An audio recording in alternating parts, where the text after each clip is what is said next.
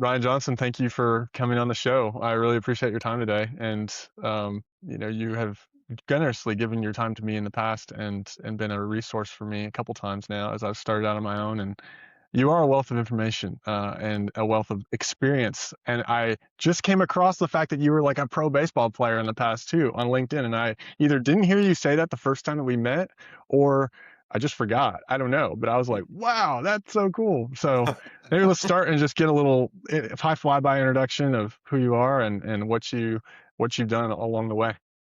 Yeah, that'd be great. Thank you, Andrew, for asking. I mean, it's always fun to have good conversations. So, yeah, it definitely wasn't major league baseball. It was independent professional baseball, which is still professional baseball. And I played with several guys that were in the big leagues, but Uh-huh. in Double A and Triple A, and had a blast and learned a ton of life lessons, and definitely grew closer to the Lord. But yeah, so I am a lifelong or career, I should say a former higher education professional for, I guess it was, man, 23 years in higher education. Started as a baseball coach. And after my playing days, and actually I was playing professionally while I was coaching for about 5 years, and was trying to figure out, I was trying to, live out my dream and see if I could make it to the major leagues. And I always said, man, if I could just play any kind of pro ball, that would be amazing. And I Yeah. would be grateful for that opportunity. And I did. Was put into the draft. The Phillies put me in the draft one year.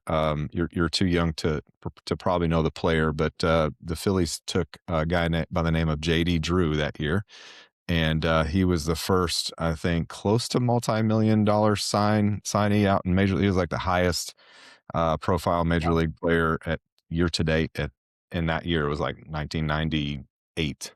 Uh, Okay. and uh, and so they usually drafted 70 rounds, and the Phillies drafted like 50 rounds that year. And so I was expected to go really late in the draft and just get a plane ticket somewhere to get it a shot, and didn't get that shot. So hit several spring training invite camps that year, but then got selected in the independent professional draft, and so got to start that career there, and just had a good time and worked my way up to a pretty good level, and won a championship my last year, and ended up hanging it up. I always told myself I'm not going to keep moving or keep playing if I'm not still moving forward. So I felt like I was Mm, hitting a plateau, and the Lord was telling me it's time to move on. So 27 years old was my last year, and just transitioned to full time coaching. Coached at my alma mater first at Lyon College in Batesville, Arkansas, and then got a job at the University of Central Arkansas in Conway, and worked there for I guess it was about 12 years there, or 9 years there, and then moved on to administration. Felt like coaching was not conducive for what I was desiring for a family. Was still mhm. single till I was 35, and said, okay, I think I need to do something different here. Couldn't get involved with my church, and so left coaching, and it was a hard thing. But then found a home at Central Baptist College, and was a recruiting and marketing coordinator there, and worked my way up to really unintentionally worked my way up to be the VP of enrollment management for about, I think, about 5 to 6 years, and finished my 23-year career there, and then jumped into the business world. So yeah, it was a weird change, but it's been interesting. I've learned a lot. Mm, yeah. Wow. So, what I guess Line College, and then you landed a spot with what team? Would people be pretty familiar with the team that you were on, or Oh, no. I played with so many different independent professional league teams, but started in South Texas, at the Rio Grande Valley area. There was a team okay. there, the White Wings, and went up to Mississippi, in Southeast, I guess it was central Mississippi, Greenville, Mississippi, Okay. and played there. Went to Tyler, Texas for a season, went to Cook County, Chicago. You may know the Cook County Cheetahs. I think they're still up there. Wow. Um, and played there for a season. Springfield, Illinois. Played. I don't think they have a team in Springfield anymore. And then finished up at San Angelo, Texas, and that's where I won the championship. Yeah. Wow. You know, Mhm. that's so crazy. One of my brothers went to military training in Angelo, actually. So I've Yeah. been there. That's Yeah. a niche thing to know, is San Angelo, Yeah. because I feel like it's such a small town and not many people know where it's at. But Mm. I've actually been there, and my brother spent quite a bit of time there. So that's wild. And remind me, you're originally from Illinois, is that right? Or That's right. originally you Yeah. grew up in Rockford area? Isn't that Yeah, right? Rockford, Illinois. I wasn't born there, but I grew up there. My dad's from there, and he was in the Air Force Base in North Dakota, Grand Forks, North Dakota. That's where I was born and lived there for Okay. 5 years, and then we moved to Rockford. Mhm. And then how the heck did you end up at Lyon College? Yeah. Arkansas. South Yeah, Arkansas, no less. my junior college, coach did a great job of getting our profiles out there, and, one of my greatest mentors, to date, Coach Kelly, he found Mm, me up there. And, yeah, he was just a national recruiter, just an outstanding recruiter, and, met me on a trip to Mississippi. We were making a big trip from the Gulf Coast all the way up, and he came and saw me play and still drives through those towns and texts me and say, "Hey, do you remember when I watched you, stayed really late after you guys lost and had to run a ton and talk to you, and wow, I drove all night all the way back home?" I said I said, "Yeah, it worked out for you though, didn't it?" So, that's so cool. yeah, so Wow. then I didn't even know where Arkansas was, which is strange because Southern Illinois nearly borders Northeast Arkansas. Uh, and so that shows you how egocentric we are in some big city areas, but, Yeah. just fell in love with it when I came to Batesville. I was like, "Wow, this is amazing." Wow, yeah, that's fantastic. Yeah, so, is there a baseball thread in your family, or are you one of the only ones in your family to kinda Yeah. pursue that track? Yeah, only fans, strong baseball Okay, fans, and, okay. but nobody ever played beyond little league. And I just took an interest to it from as young as I can remember up in Grand Forks. They just put a bat and ball in front of me, and I just took off. I just loved the skill of it, and Oh, just enjoyed honing that craft, and yeah, I just took off and really enjoyed it. But nothing in my family. Good athletes in my family, but mhm, no baseball. Really not even high school track my dad did, but other than that, there was no even high school athletes. okay. So kind of blazed the trail there for the family. Wow, yeah. What a story. That's really cool. Mm. Little known facts, I guess, at this Yeah. point. I don't know, maybe a lot of people know that about you, but if they don't, now they do. So that's really cool. So transitioning to the higher education thing then, you spent 23. What were the parallels between what you did there and what you experienced and loved so much about coaching? Why was Yeah. it a good transition for you there? Mm. Yeah. So initially, I thought it would be a good transition, and I looked at all different industries, but I knew higher ed, I knew the environment, the landscape, what it was all about, the benefits, the challenges, those types of things. And then I recruited baseball players as an assistant Mm, coach. You recruit, and so I already had figured out how to talk to people and recruit and get establish my work ethic on the field, off the field, in the office, that sort of thing. And some of my skill sets were being formed at that time. And so when I got the opportunity to move into administration, I thought, well, I've recruited students. I can recruit non-athlete students too. So mhm, and mhm. the hours were much better and the pay was better. So it was a good it's a good Yeah. opportunity to, do something different, and it was a breath of fresh air. But I did miss the coaching aspect of things for a couple years, Mhm. but then that was the fun part, getting back into leadership and realizing, "Hey, I'm a coach, whether I'm on the field or Mhm, not." So mhm. that was fun, bringing that skill set into, the administration side of higher ed too. Yeah. Mhm. What is it about coaching that is so, like, gratifying for you? What is it about that particular role or skill set? Obviously, Yeah. I would love to hear you talk a little bit about Coach Kelly too and the way that he Mhm. influenced you, because I'm sure that had an influence, to have, like, Oh, older guy pursue a younger guy like that. yeah. Mhm, Tell me mhm. about that. Yeah. Well, coaching, I'm a helper. So if you ever taken the Enneagram, I'm number 2, which is a helper. Okay.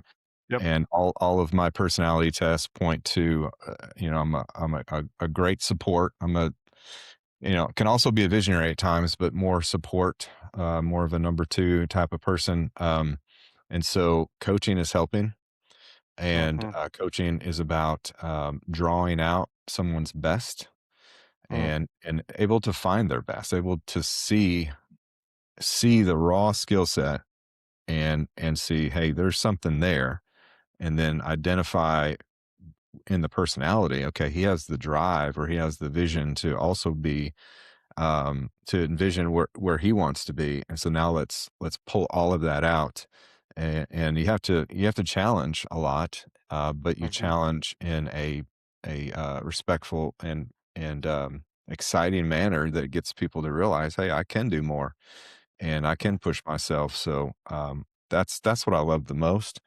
And so as a leader, any type of coach or any type of leader, it's about vision and really identifying strengths in people and calling them to action. And I love Mm. that.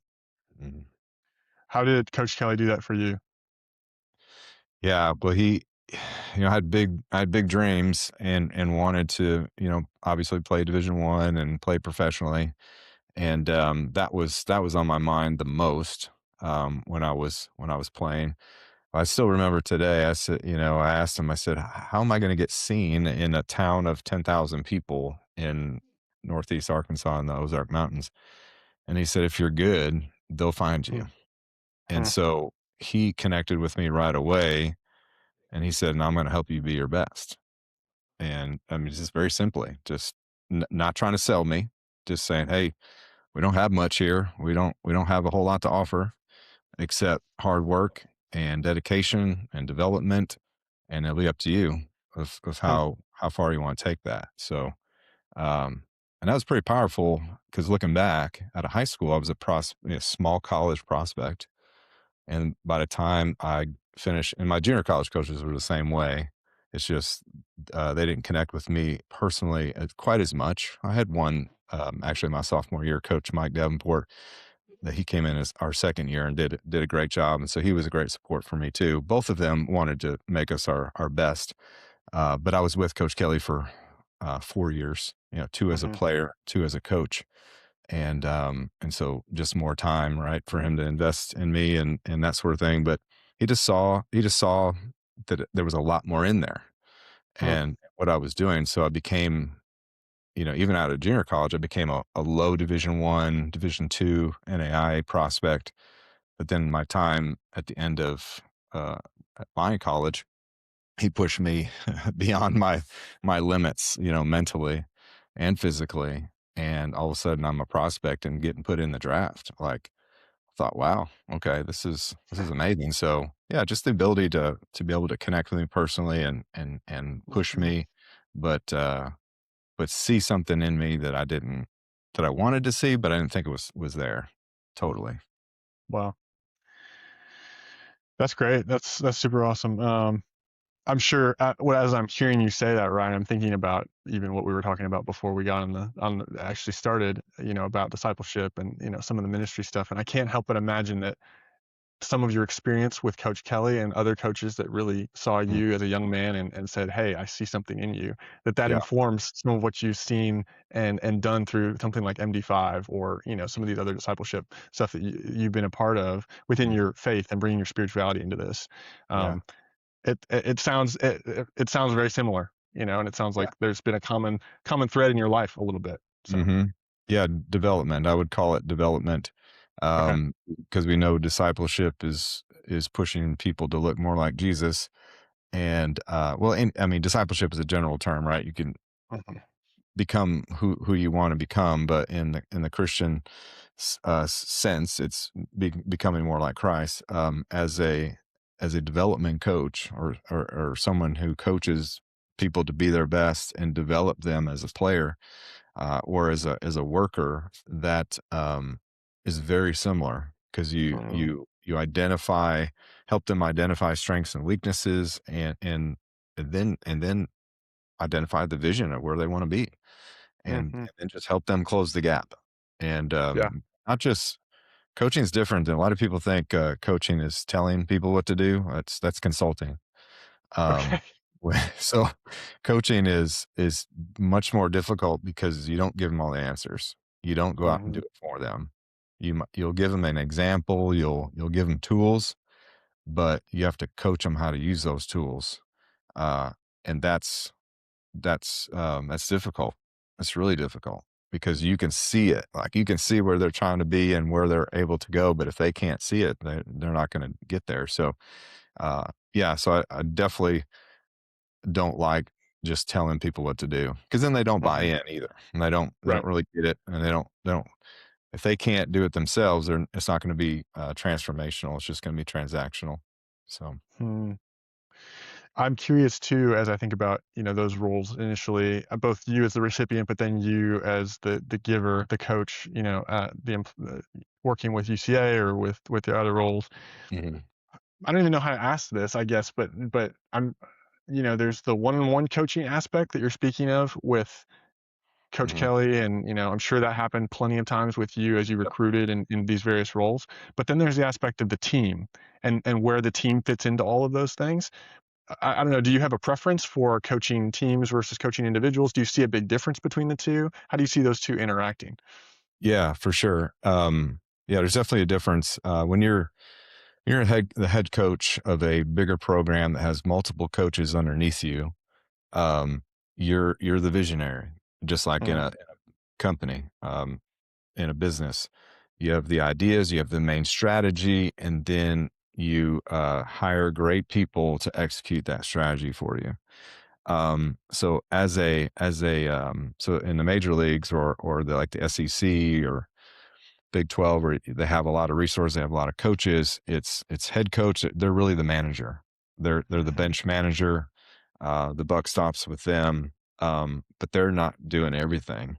So then they have individual coaches for positions and recruiters and that sort of thing that actually get granular one on one with people. mhm. And, I definitely prefer the one-to-one coaching. Sure.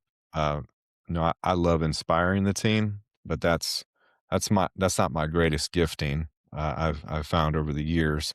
I love charging people up in a group, but I'm not a natural public speaker. I've had to work really hard to be just okay.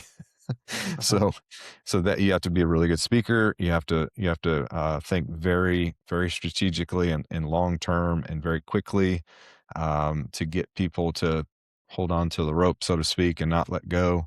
But the coaches, I love working with somebody and getting underneath and the layers and helping them execute what the team needs Mm. from them, and that's most gratifying to me. Yeah. Yeah. Well, the team is made up of all the individuals. So if you miss the individual, I guess you don't really have a team to begin with, too. So Right. Mhm. that's really cool. Okay. All right. So fast forwarding then to when you kind of made the transition into the business world. Walk me through Mhm. some of that, maybe up to where you're at right now. From you were at CBC to at the Yes. last role before you moved on.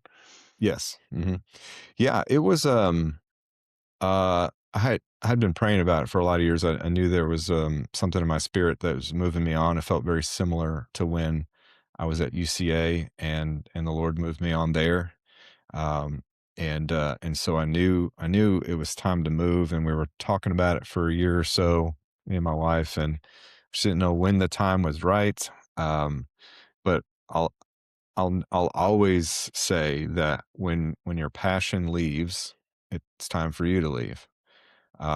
It's it's so hard, especially to be an executive leader. So hard for to lead when you don't have the passion and the drive anymore. And that's no Mhm. knock at the places the places that was at. I mean, Right.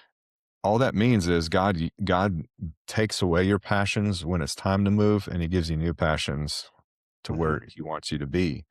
And so that's the only way I would have moved at either of those places because I was content to push through my whole career at either places, or at least in the career of head coaching, Mhm. and push through everything. But when He changes your heart about something, you definitely have to pay attention. So So that happened rather quickly, and I knew as a VP of enrollment management, I could not complete a new cycle of recruitment, because it wouldn't be fair to the institution, if my heart wasn't in it, and have a high paying executive salary. So I knew it would be their best interest to move on. I knew there were some good candidates that they could bring in, and so I gave a few months notice and wrapped things up, and took a leap of faith there. So and didn't feel right about looking for a job while I was there either. And so started the job search after my notice. Maybe it was a month. No, I can't remember if it was 4 to 8 weeks. I really can't know. It's been several years now.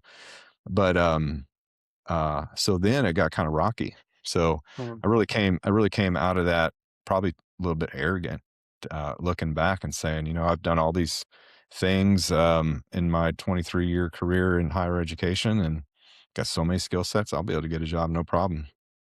And what I didn't count on was people not being able to see my skill sets in higher ed, how they translated to the business world.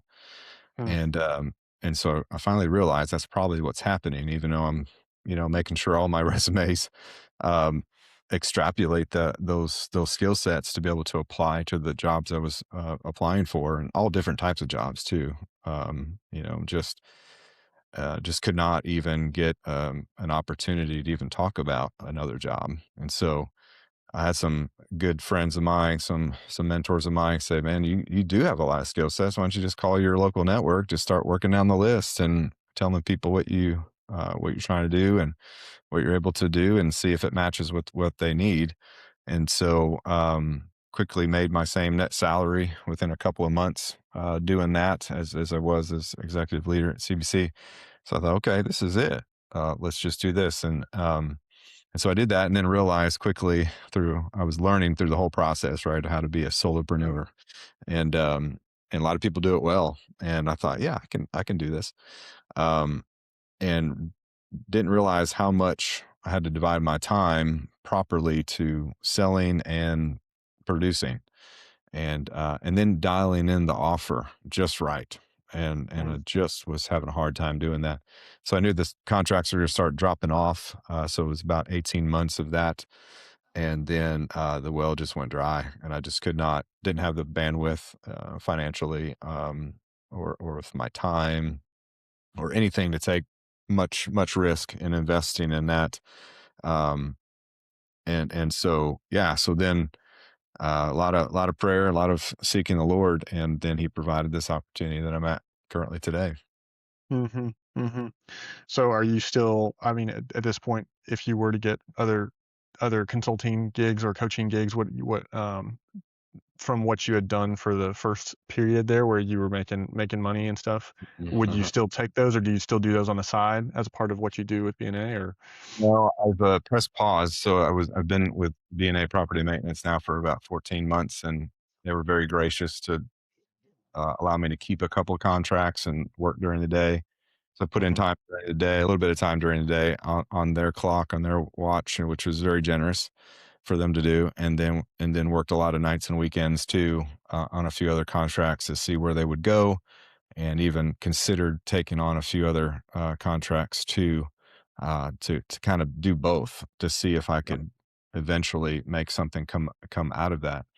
Um, but that was hard for me to do because I go all in with whatever I do. So I was really divided, and my time was switching back and forth. It was not fair to my new main employer. And so I decided to push pause and don't have any contracts at the moment. I think down that in the future I would love to explore that again. mhm, However, um, I wanna dial in. I finally realized, got in my zone, if you will, in the business world and sales and marketing leadership, and really love that. So mhm, so yeah, my goal is to just help this company win, and then if the Lord presents an opportunity to contract again on the side, then we'll consider that down the road. But definitely not worried about that right now. totally, yeah. Yeah, well, what a journey, and continuing on, not over yet, and Yeah. continuing to develop. I, Mhm, I, you mentioned a couple things about yourself that you had learned, I guess, along the way here. One mhm, being, helper. You mentioned Enneagram. You mentioned the coaching aspect of things, how much you enjoy that side of things, and then you also mentioned even the sales and marketing, finding your zone mhm, in this new role. There's a lot of folks who may be watching in the future and even now that are, maybe young entrepreneurs thinking about trying to understand who they are, right? I mhm. always love to ask folks who come on, like, what are you learning? What are you learning about yourself? What have you learned about yourself? You've had so many different chapters. What else comes to mind? Is there anything else in addition to what you shared already there on that question? Maybe just to expound a little bit more, I Yeah. definitely talked about being I'm a coach at heart, but I've also Right. realized that I'm a team guy too, and that yeah, it's not earth shattering because if I'm a coach at heart, I'm probably a really good teammate at heart as well too.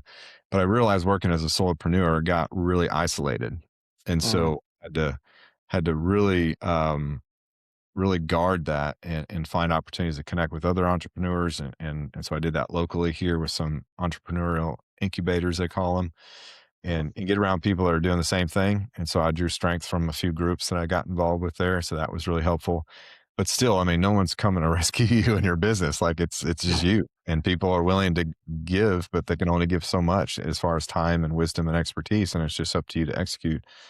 right. And I quickly realized that I thrive when I'm a part of a team in a process and I can pass a baton or I can Mm, empower somebody to replicate what I'm doing or do something different, what's needed.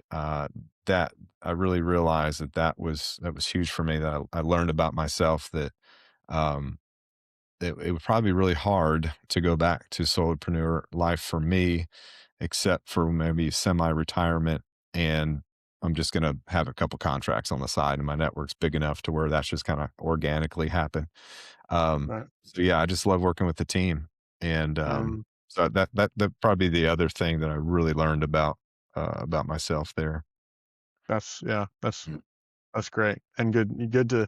I think it's so interesting to see how people answer that question and see the way that they describe it because it gives some sort of framework or map for people to kind of put themselves on. So even when you answer that question like that, people are asking, I'm even asking, is like, okay, well, am I more of a team guy or am I more of the individualist? And both Yeah, are good for different things. yeah, But yeah, and there's also in the entrepreneurial journey, like in many cases, there's stages. Like you have to be mhm, really individual, like you have to be really able to pull that individualistic part off eventually, or for mhm, a while. But then eventually, you kind of build a team and that type of thing. yeah, And there's different stages of businesses.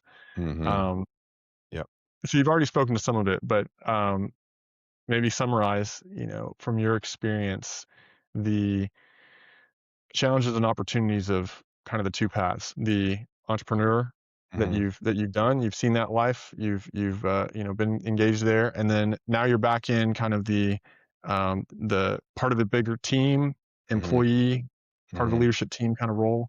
And remind us, director of business development at B&A, is that your title? What is your title at B&A? Yeah, director of sales and marketing. Mhm. Director of sales and marketing. Okay, Yeah. cool.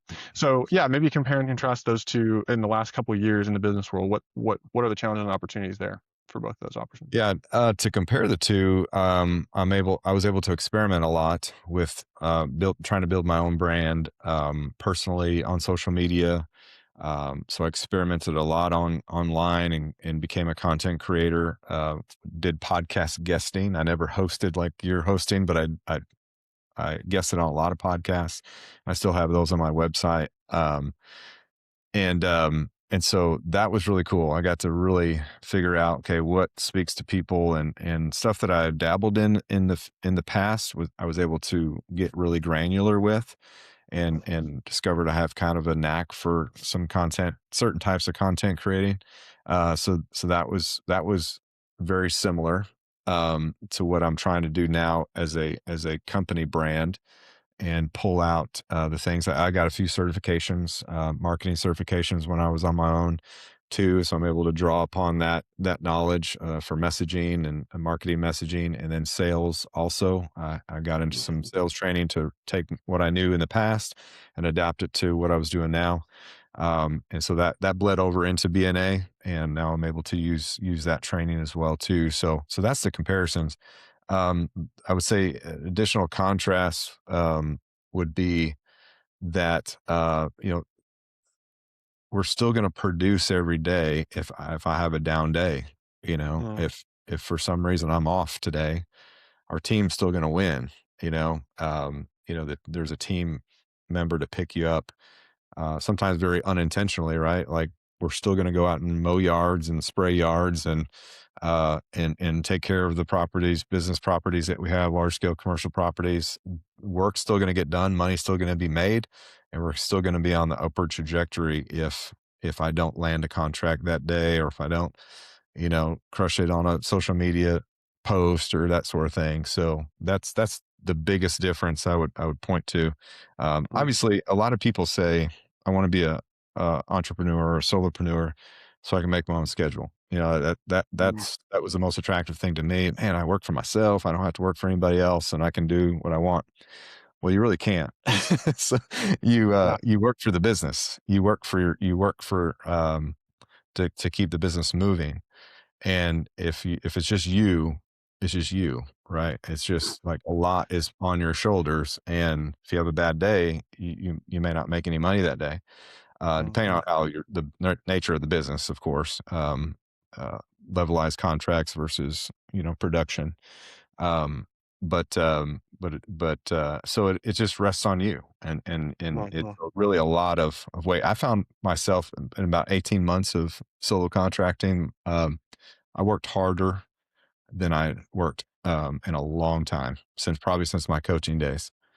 mm, As far as hours and stress, it all just kinda mounted up on me. I had a mentor of mine say, "You'll know if this is for you. mm. It'll come Wow, easy or it'll be a drag, and it'll be really wow, hard, really difficult," and he was right. So it just separated. I needed to try it. It was very valuable. I needed to try it because I learned a lot of what I should or shouldn't do in the future.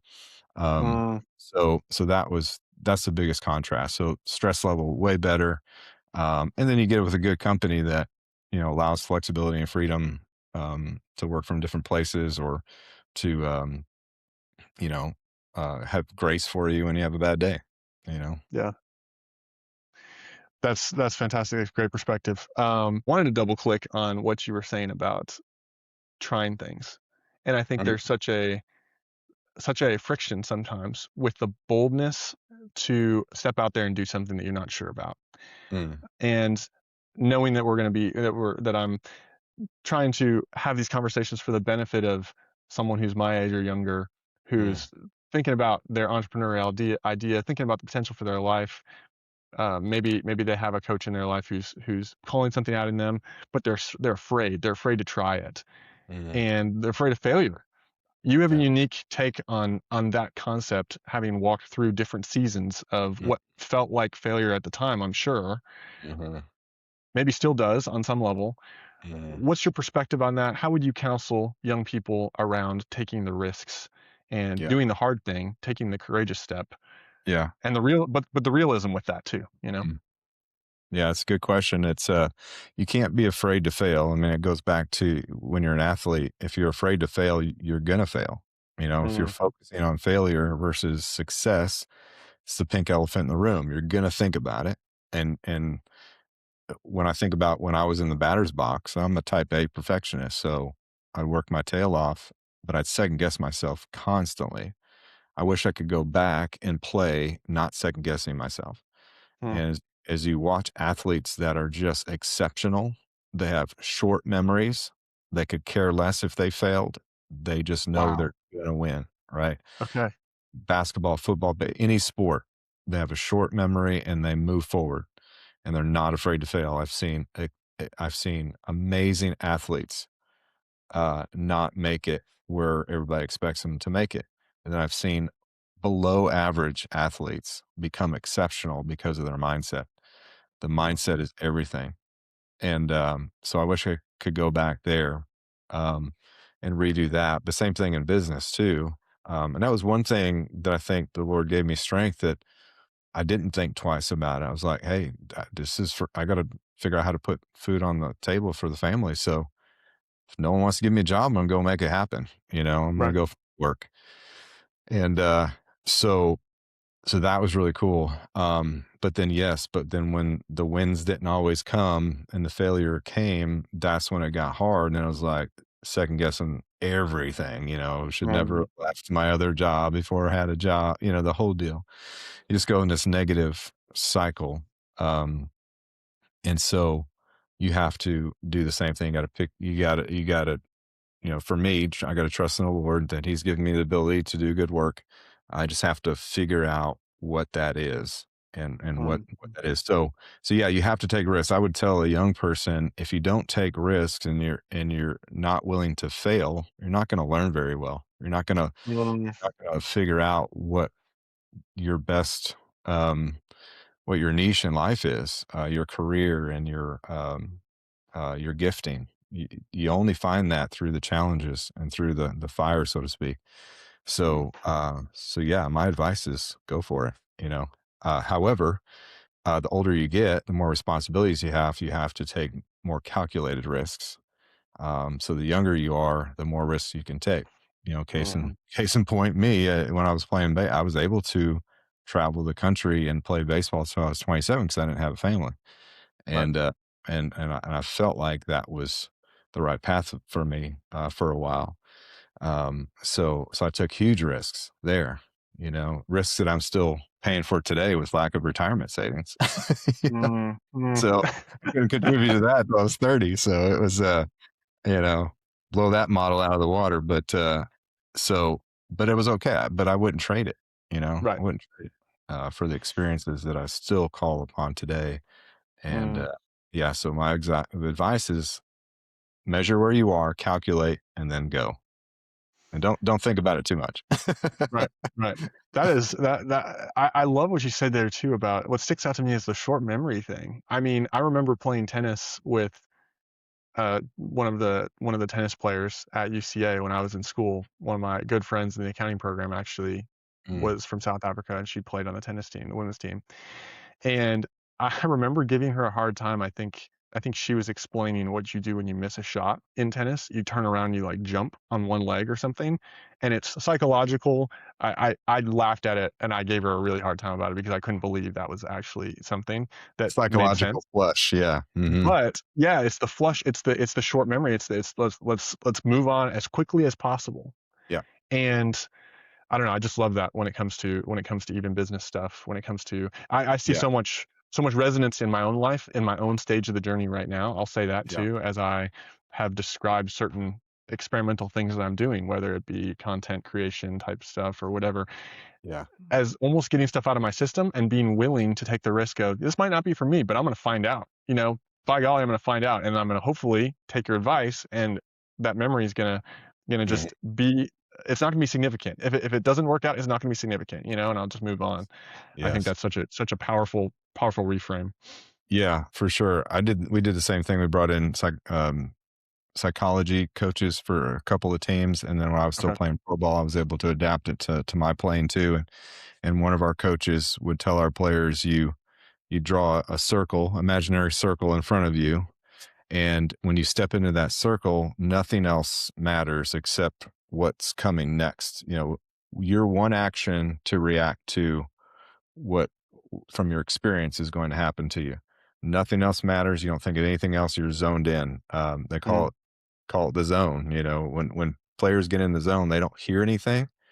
They don't they don't think of anything else. They don't think about how they're doing it. They just do it. And I've been wow. there many times myself, and it's pretty powerful. They've even made a movie about it.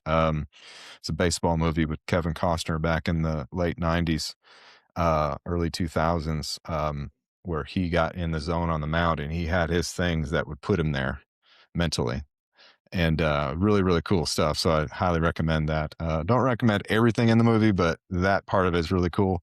And it Wow. was the same thing. And then after the play, you step out of the circle, you look up at the sky. And I was played on an athletes in action baseball team one year, and they actually said find a cross somewhere in the stadium. Most of them were lights with the cross. All the light fixtures have crosses on them, Yep.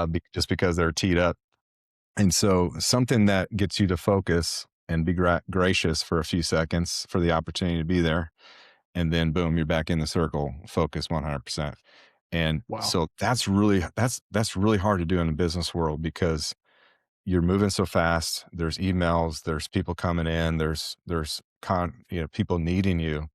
And sometimes you just gotta, especially as a solopreneur at the house, you gotta go outside, take a little walk, flush it, and come back and focus, or step Mm, outside and go let the dog out, or get a drink of water, use the restroom. You got to get out of your circle, right in front of your desk, and refocus and reframe and get back to it. It's a mm. really good discipline to have. That's gold right there. That's Mm. fantastic. Okay. Well, I did want to ask you about particular area of expertise and dive a little bit more into some of the knowledge that you have around. And we've talked a lot about coaching. Coaching is honestly parallel to leadership in every way, and that the concept there is so intertwined. How would you define a good leader? Yeah, a good leader is someone who people will follow. Um, just at its core. I think Mm, I think John Maxwell said it best: is leadership is influence. And any leader, I've heard even this example from a lot of leadership gurus. You look at some of the greatest leaders of all time; they're not always good mm, leaders. Um, People that have the ability to influence, get people to follow them, and a lot of times give their life for the cause.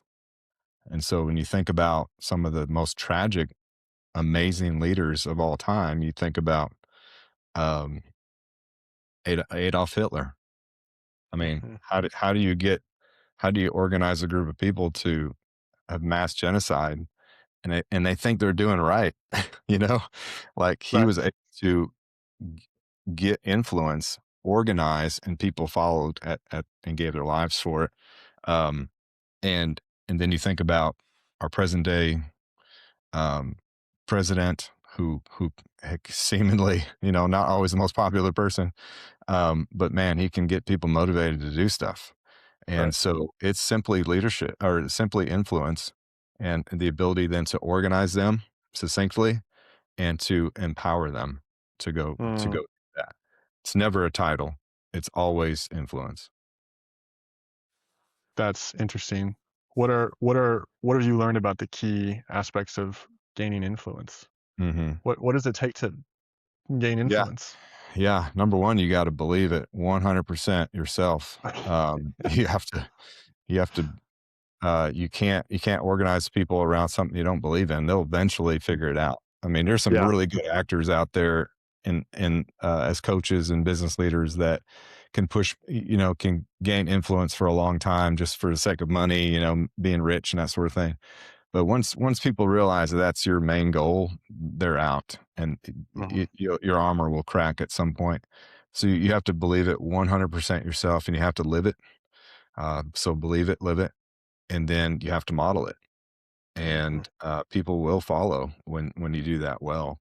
If you have to tell mm. someone you're a leader, you're not a leader. Wow, yeah. Yeah, Yeah, that's so if you point to the name tag real quick, it says VP or president or whatever, after you say something or tell people, "Hey, I'm in charge here. I'm the leader." You're not in charge. yeah. Wow. That's a good litmus test. That's Mhm. wow. Okay. So thinking about aspirational leadership. Obviously, we know that if leadership is influence, there's a way to take that in a bad way, and a way to take Yeah. that in a good way. Mhm. Thinking about what you would define as, that aspirational leadership, whatever that looks like. Where did you first interact with aspirational leadership in your life? Was that Coach Kelly or was that someone even before him? Yeah, I had a lot of coaches over my days and in my life. You know, every step of the way, I think little league, high school, college, junior college, college, and then pro, always had people that I looked to for strength and leadership. But yeah, I think Coach Kelly, because I spent the most time with him, and we were just more the same type of personality too. was probably the greatest influence because he did all those things. He believed at Mhm, 100% that he could build a championship team at a small college at Lyon College, and he did. Actually, it took a lot of years. So my junior year was his first playoff opportunity. I believe his first playoff, maybe second, but it was like one time and then done for a couple of years and then back, and then didn't go back. Like would always be in the playoff hunt, and then found a D1 job, and then back to NAI, and now he's been in you know playing for championship after championship. So he believed he could do it. Then he had a mhm, framework that he believed in to implement, and then he modeled things. And mhm, he didn't expect people to do anything that he wasn't willing to do or didn't believe in doing. mm, And that didn't mean he had to go out there and do everything, but he had to have had experience doing it at some point. And he was a really strong guy. So I mean, he would push us in the weight room. He'd get in there and rep out more weight than we were maxing, and so that mhm. was kind of instant credibility there. But he Yeah. just did a really good job of that and being genuine and then Mhm, caring. He just cared for us. He cared for us as individuals, and so when he was hard on us, we knew it was coming from a good place, and it wasn't just mhm. selfishness because we were losing, or maybe it would be a bad thing for him if we didn't perform. You know. So obviously, with leadership being influence, people can tell pretty quickly if they're evaluating themselves. Am I a leader or not? Well, you have to look at, are people following? Do you have influence over people? You know? Mhm. My question for you is, in that, should everyone aspire to be a leader on some level, or Mm. is that for some and not for others? Yeah, that's a good question. I would argue everybody's a leader, but Okay. I have to preface what I mean by that. Sure. Everybody is either showing somebody around them that they're e- they're either leading someone around them or a lot of people around them. So just practically think about this. Like if on a team, if the coach lays the expectations, says, "Hey, this is how we're going to train. This is how we're going to play with this type of effort." All the standards. When the coach is not looking, um, if if the character's not high and we don't have a bunch of leaders on the team, nobody's going to really do that. Everybody's going to be individuals and do it on their own. Um, so it takes people to lead themselves well to model what the standards are. So, practically speaking, in training, if a coach says, "Hey, I'm going to go," a lot of different scenarios. Coach steps out of the room and he expects y'all to keep working hard. That's usually when a lot of people take a break or slow down. Hey, coach doesn't see me, so I'm good. I can get a breather. But that Mhm. wasn't the standard. So it takes somebody on that team to live the standard when the coach is not there. And so that's leadership. And it doesn't take someone to yell at somebody to do it. It takes someone to keep doing it, to say, "Oh man, they're doing it." But then you also gain credibility to yell at them if you need to, if they're not doing what you're doing, and you challenge, "Hey, this is you're part of the team. We need to do the same thing." So you're always leading somebody, whether that's by example Mm, or through words in a large group. Now, so yes, everybody has to lead themselves well, and they have to model good leadership, good leadership example. mhm, But should everybody lead a group? No, not mm, not not even close. That's the skill set that only certain people have to okay. to lead a small group or a large group. Not everybody's a leader in that way. Not everybody's going to be have a leadership title. Not everybody's going to be empowered to do that because they just don't have the skill set. And a lot of people, frankly, don't want to. They really don't Right. want it because they realize, yeah, that's not me. So yeah, there's two different types of leaders. Everybody's a leader, but not everybody's a leader. If that That makes. No, that's a great take on that. I've always wondered that because I grew up thinking that on some level everyone was supposed to be a leader, but then also Mhm. wondering why we have different roles in companies Yeah, and knowing that the contradiction there is that we wouldn't be able to get anything done if everyone was a CEO, you know? yeah, So that's like we right. need all of the wheels on the bus. We need all the seats to be filled in the right places with the right Right. roles, and not everyone's wired for that. But there was this contradiction because I was like also told you must be a leader, like from an individual standpoint, we all should be aspiring to lead ourselves well and, do that like you were talking about. Be a Yeah, positive it's almost like being a positive influence, like yeah, having the right kind of energy coming off of your life or the right kind of culture mhm, surrounding your life. yeah, And that's what we should all aspire to in leadership. And that is a type of leadership, I guess. But you just yeah, summed it up well. I feel like, yeah, differentiating the two. absolutely. I Mhm. like that. Yeah, I've struggled with that for a lot of years because I was an introvert and didn't wanna talk, but man, I gave it my all, and for a lot of years, I didn't care if anybody else was giving their all, I was gonna give my all. It was probably more selfish than anything. But when you become a leader or on a team anyways, if a coach dubs you as a captain or a leader, then you have something to live up to. And I was always led by example, never said anything to anybody because I didn't think it was my place and that sort of thing. But then growing into those leadership positions, and I had to get vocal, and then I had to figure out ways to model it at the same time.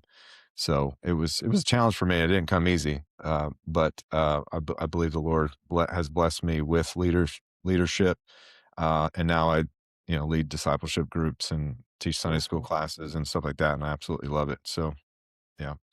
So leadership, there is an element of leadership that can be learned and developed, and it's not all just nature. A lot of it can be nurture, Hmm. um, but you obviously have to have the motivation, and aspiration to get there internally as Yeah. well. Like if you have to aspire to it.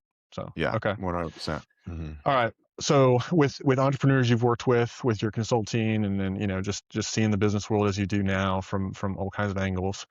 Do you see blind spots that entrepreneurs typically have in the realm of leadership? Like for those who might be listening and might be running a business, what would you expect maybe some of them would have as blind spots in their business around Yeah. leadership? Yeah, I would say, the biggest blind spot that leaders have, including myself, if is communication. Like, Mm, just because you have a really good idea and just because you have maybe a good product or anything doesn't mean you're gonna be successful because you can't do all the work yourself. And so if you're not a good communicator, you're not gonna be successful. And I think I would feel like over the years, that's probably the biggest blind spot when it comes to leadership in general, but definitely entrepreneurship as well. You just think everybody's going to get it and they're going to love it and they're going to get on board and understand it and the whole deal. And it can often be a rude awakening for yeah. sure. And very frustrating. Mm, Mhm. hmm. And I would imagine when you say communication, you don't just mean public speaking. Like Right. there's a lot more to that. Are there Yep. are there specific aspects of communication that you normally see people lack in, or you feel like you've grown in yourself? Yeah. Interpersonal communication is really what I mean by that. Okay. And not just it's two-way communication. People forget communication's two-way. A Yeah. lot of people think it's how I relate to people, but it's also or how I speak to people and how get my message across to people. That certainly is one way, but the art of listening is not usually not in anybody's wheelhouse for a long time until they fall on their face in some way because people haven't been heard. You know, Yeah. people Right. don't like to follow people. Well, they won't. They won't follow people that don't communicate well. And so it goes back to leadership. But that's the biggest thing that I've learned over especially the past probably 10 years is really and how do I listen and Mhm. understand and actively listen to understand, ask questions, clarify, probe, to really make sure I understand and then they understand that I understand. Mhm. And Mhm. then we can start working together. Then you can start laying the vision and say, well, you know what? We're not that far off. Or Mhm. um, let me run this by you. Get buy in. And so that is huge. If you can communicate well, man, you can do a lot of things well. Mm. That's the biggest soft skill that I think is becoming a very necessary hard skill because everything's so digital today. If you don't have clear messaging in your leadership, in your marketing, your sales, in your client interactions, people just get frustrated and they don't have the time and they have a lot of Mhm. opportunities and they'll go somewhere else in a heartbeat and they won't even say a word. They'll just Mhm. be out. And so that's so important. Wow, yeah. That makes sense, that makes sense. I know with Three Sparrows, your consulting agency, you looking at some of what you had put out on the website and different things, you had described yourself as a fractional executive, but Mhm. then maybe more on the fractional chief operating officer side. And my curiosity with that was, for those who might be listening who are, bootstrapping their business, they're at that stage of that Mhm. tipping point of, all right, what do we need? What do we Yeah. need in our business? And they're functioning as a CEO because Yeah. they have had to be. They've been functioning as that. Their Mhm. their whole time in this endeavor. They've been Yeah. wearing all the hats, and they're like, which hat do I take off first?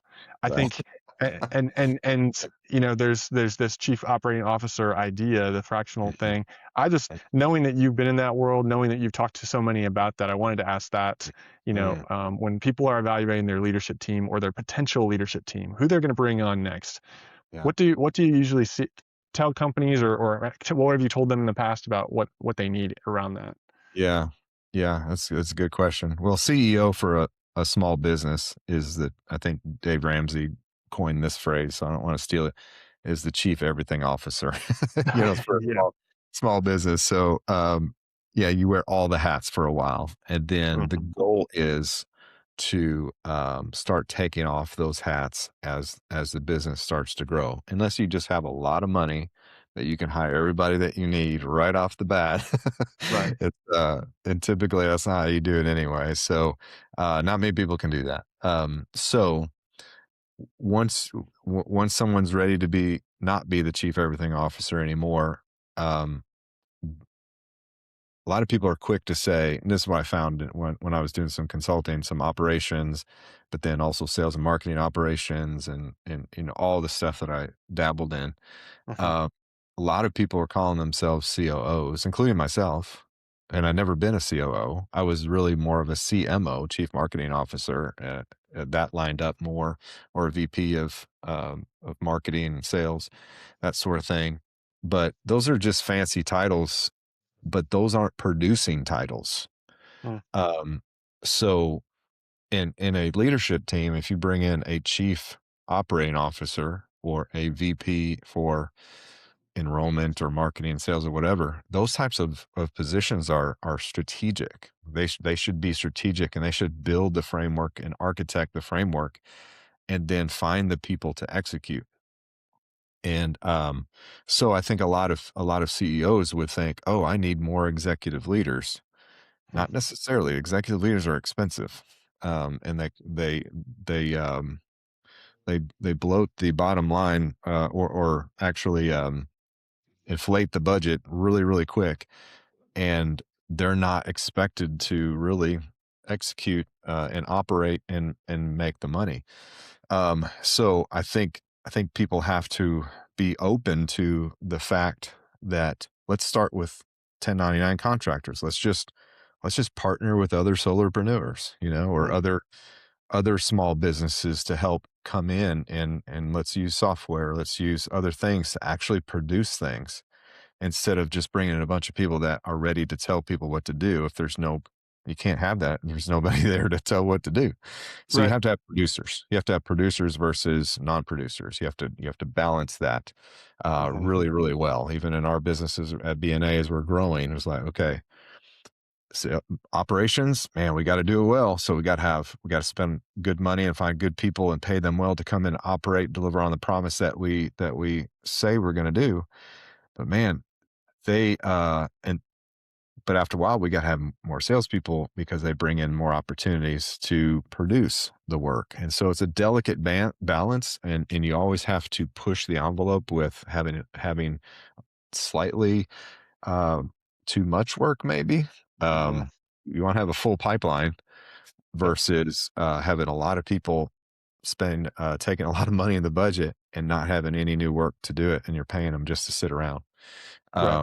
So that's a delicate balance there. So I think small business owners have to be really creative, create incentive pathways for people Mhm. to not only develop them as future leaders, but um, and also give them opportunities for bonuses or commissions or rev share or whatever, things that entice them to take ownership Mm, of business.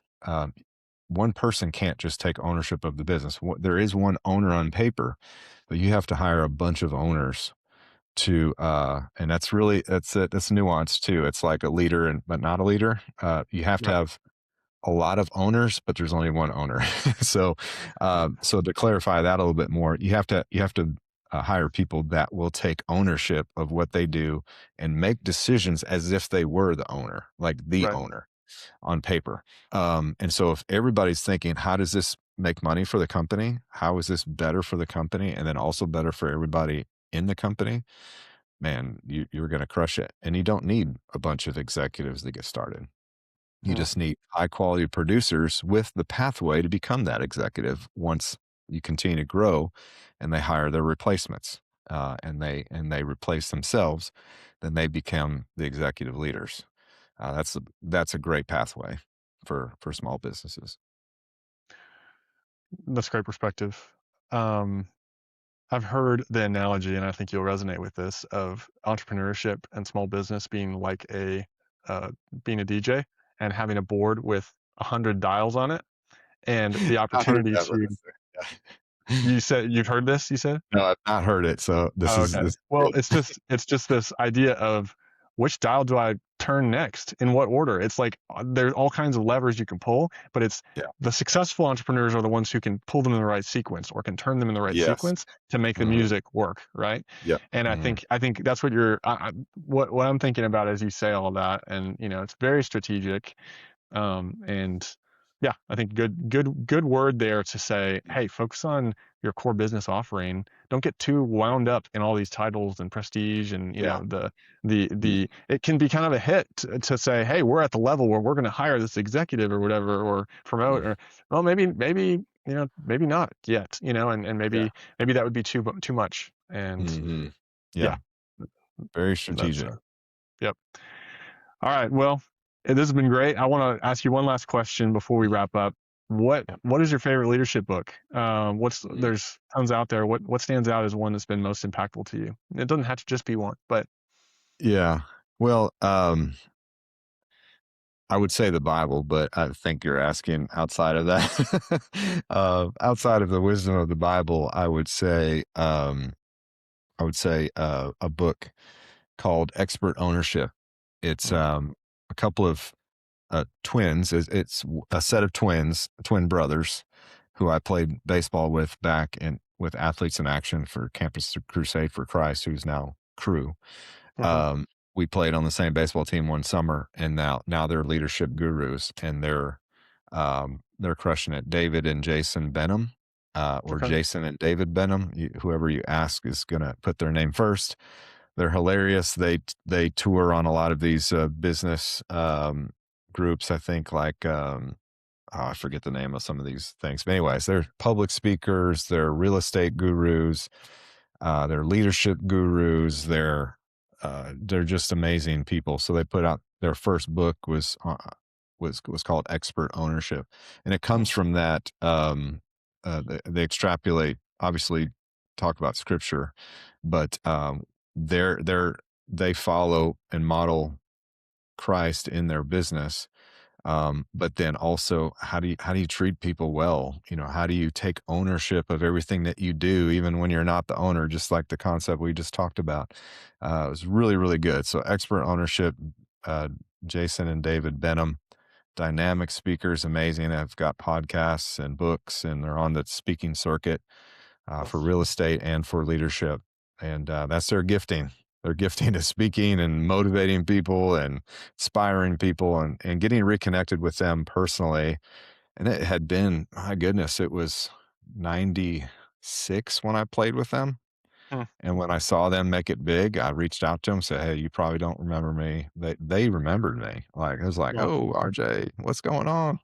After so many years, and we had a few conversations, and they were very helpful, for nothing to gain on their side, so really high, integrity guy. So I highly recommend the Benham brothers and hmm. all that they're doing. They've taken such a stand for the Lord in the business place and marketplace, and their main deal is they're following Billy Graham's vision of the next great awakening in America will be through the marketplace, and so they're a part of that movement. It's pretty awesome. I forgot that you were the one who told me about that. Ryan, I've told Yeah. several people about what you told me about Billy Graham since we Yeah. talked. I think it was at Stobie's restaurant in Conway that you told me that, Yeah. and wow, Mhm. that is such a cool thought. That's really Yeah. neat. Well, Yeah. good A lot of recommendation there. opportunity, and it's man, yeah, the business world is an amazing place to do ministry and just love on people and treat people the right way. Mhm. Wow. Thank you for joining today, Ryan. Thanks for your time. I appreciate you accepting my invitation and sharing your journey with us, and even the ups, the downs, all the way in between. Just your honesty and authenticity, I think, is going to make a difference for some people. So I appreciate That's that. awesome. Thank you, Andrew. I appreciate it. I had a blast.